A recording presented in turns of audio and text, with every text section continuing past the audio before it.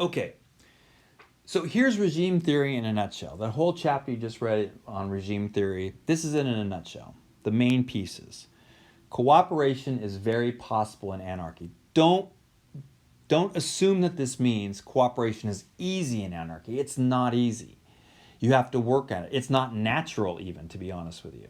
It is something that has to be worked on. In the same way that when you meet someone for the first time, you don't, exchange numbers and exchange, bank account numbers and things like that, right? It takes a while for you to get to a point where you trust somebody enough that maybe you say, here's the here's where I live, or here's the keys to my car if you want to borrow it, or something like that. Like, you have to work up to that, and that's what we're talking about here. Is it's very possible, just like it's possible for you to cooperate with other people, but it doesn't happen on day one, and it's not natural. You have to sort of develop these things. Cooperation takes effort to achieve.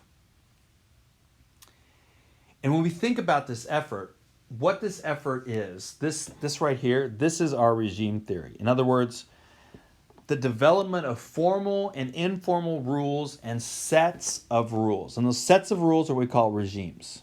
Okay?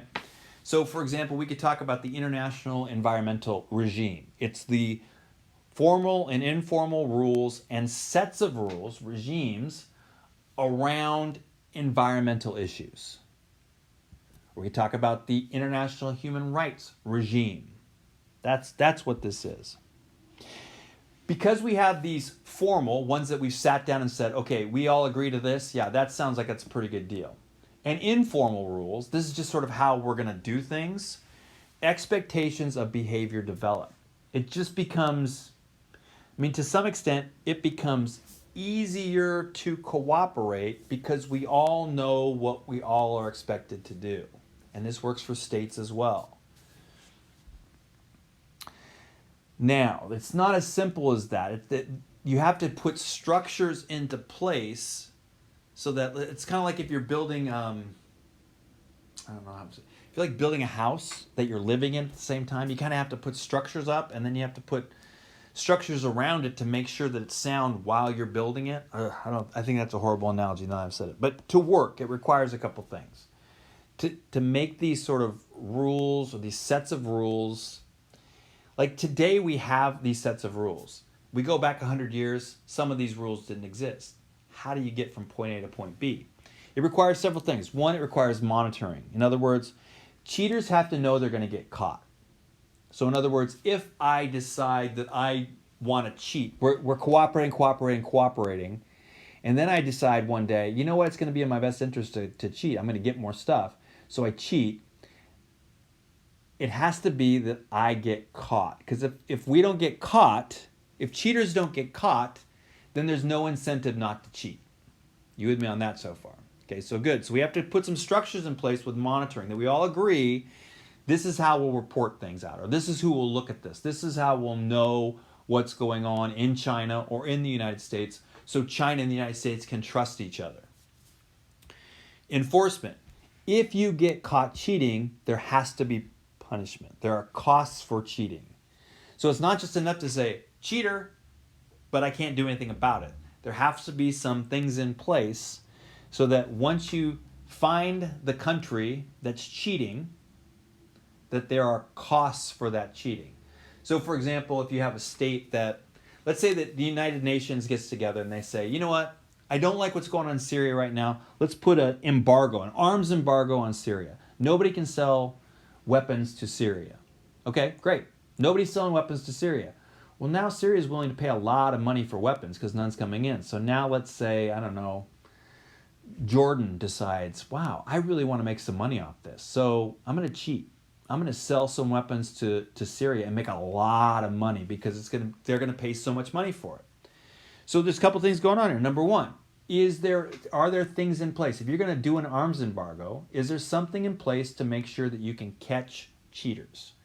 There are ways to find out. Do we have monitoring processes in place to make sure we know if anybody is selling arms to Syria? Secondly, enforcement. Once that happens, have we set up anything to say, okay, now we know Jordan is selling arms to Syria. What are we going to do to make it so costly to Jordan that Jordan decides it doesn't want to sell arms to Syria. If I throw trash out the window and the police catch me, they can put a pretty hefty fine on me. It can't just be, we saw you throw trash out the window, slap on the wrist, because I'll just throw trash out the window the next day. But if it's a $400 ticket, now I'm going to think twice about ever throwing trash out the car window. And one more thing, you need credibility. Cheaters have to know that those costs are going to be applied. So if I cheat, I know that there's going to be a cost, and I know that those who are going to apply those costs, let's say the United Nations and the states of the United Nations, are actually going to follow through and not just say, well, maybe not this time, maybe next time. So you have to put these things in place. And if these things are in place, then you can come up with agreements where 2 or more states say, do you want to agree to both benefit from this, cooperate, nobody cheats? Yes. Ensure that you can make sure that nobody cheats, then I'll make sure that I cooperate too. So these are the kind of things that we look for, sort of international policy, to know if that's going to get cooperation or not. All right, one more slide, and that's this. Okay, what are the theories that we've talked about so far? We can't stay away from those theories very much because they keep popping up. What do the international relations theories we've talked about say about regime theory? Now, we're not going to talk about Marxism on this because, Marxism just thinks everything is capitalist, so it sucks. But what would liberalism say about regime theory? Yeah, it loves it. If you can make it costly to violate these expectations, then you're going to get more cooperation. I'm going to go back really fast. This is about making it costly to violate these expectations of behavior here.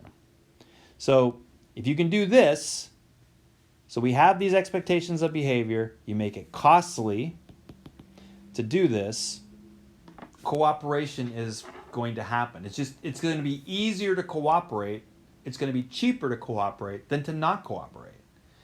So you've solved your problem. What does realism say about this?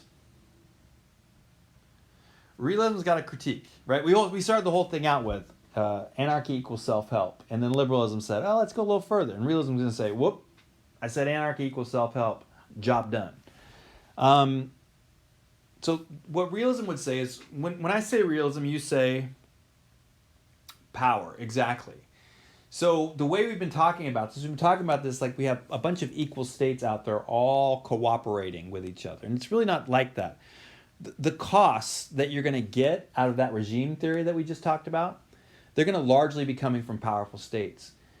The United States is far more likely to put costs on Bangladesh than Bangladesh is going to put costs on the United States. And it's not because the U.S. is, more intrusive. It's just the U.S. has the ability to put costs on Bangladesh because it has more power, and Bangladesh doesn't have a lot of ability to put costs on the United States because it doesn't have that power.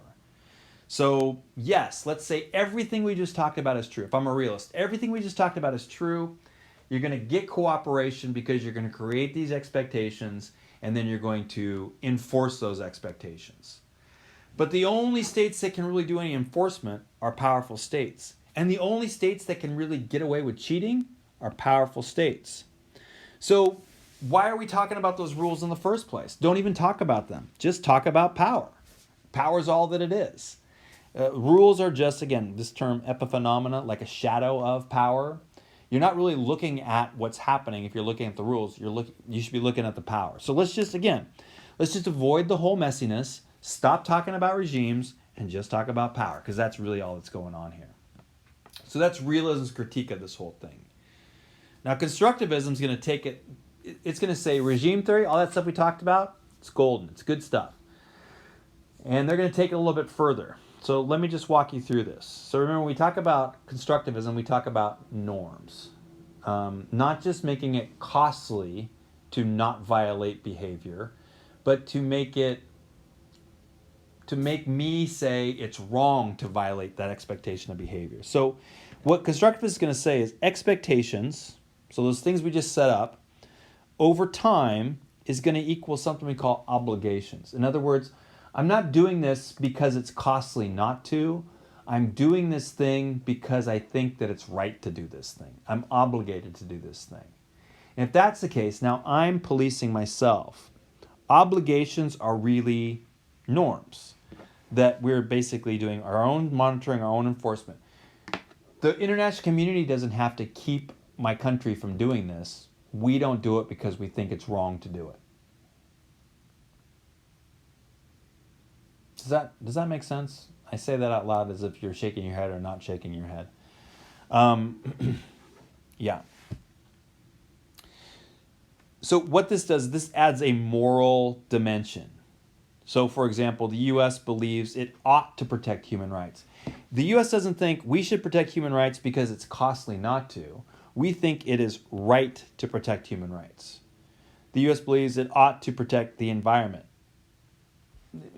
Questionable, right? But maybe Scandinavian states more on that. But just this idea that all of a sudden you don't have to put costs on others to keep them from cheating. You believe, your state believes, that that's what should be done.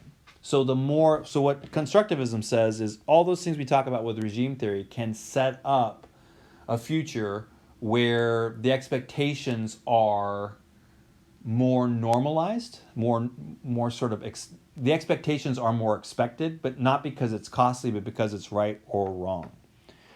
Whew, man, that was a lot. I hope that was clear because I can't do it again. All right, so that's it. I will talk to you guys next week.